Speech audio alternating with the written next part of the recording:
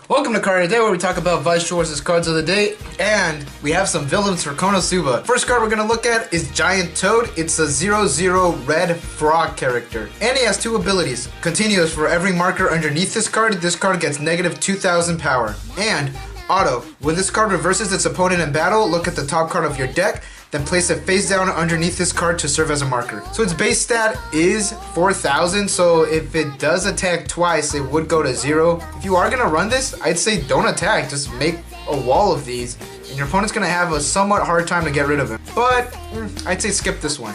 Up next we have this Cabbage. It's 1/0 red, and it has no trait. And its ability is this: continuous. You may place as many cards with the same name as this card into your deck. So maybe I shouldn't be making that blue aqua deck. I'm gonna make a pure Cabbage deck. 50 cards, no climaxes, heaven or hell, let's rock. Its other ability is Auto. During the start of your climax phase, this card gets power plus X until the end of the turn, where X is the number of other Cabbage characters you control multiplied by 2,000. So if you have a full field of Cabbages, you get 7,500. Yeah, 7,500. Okay, good. This last ability is Auto. Whenever any damage dealt by this card is cancelled, you may place this card to your stock. So if your opponent does cancel it, it does gain you an extra stock. So let's say your opponent cancels all your attacks, you have 3 of them, in total you'll be getting 6 stock. Granted, it leaves your entire field open for direct attacks, but at least you have 6 stocks for next turn. And I'm glad this card is a common, because maybe a 50 card Cabbage deck is actually more viable than a blue aqua deck. Let's take a closer look here. So this is a pretty decent sized cabbage. Up next we have Dark Purple Miss Beldia. He's a red 1/0 dead weapon character, and he has 2 abilities. His first one is this: Auto: pay 1, discard 2 cards from your hand to your waiting room. When this card is played from your hand to your stage, you may pay the cost. If you do, choose up to 3 level 0 or lower characters from your waiting room and play them onto separate borders on your stage. So it is a monster reborn. The cost is a bit steep. It's actually a great way to get your other cards back onto the field. But at that cost, you might as well just start setting up for your level 1 game. I'd say run this if you're in a tight spot, but you probably won't be running this either. Its other ability is Auto: discard 1 dead character from your hand to your waiting room. During the start of your opponent's draw phase, if this card is in your center stage, you may pay the cost.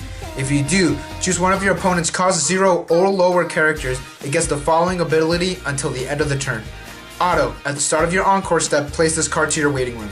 That's actually pretty good. Kind of.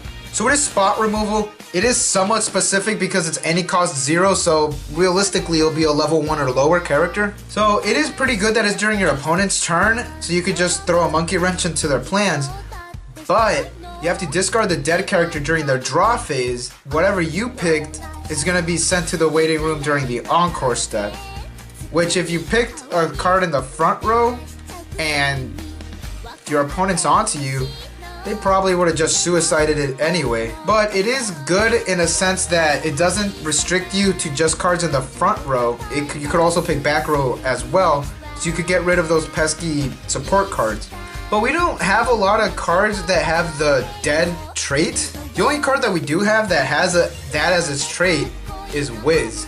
And you're most likely going to be running her in pure magic decks. Up next we have Spell Chanting Megumin. She's a red 1/0 adventurer magic character. And just for the record, she is no cost, swinging for 2 soul. So that already is pretty damn good. But Auto: during the start of your encore step, when this card is on your center stage, your opponent reveals the top card of their deck. If that card is a level 3 or higher character, your opponent may play it onto any border on their center stage.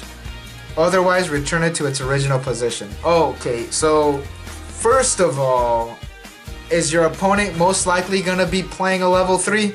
Occasionally. Maybe. Sometime in a blue moon they'll pull a level 3. When that happens, it's going to fucking suck. So is this card safe to run? I don't know. That's a pretty big gamble you're playing. This is at a level 1.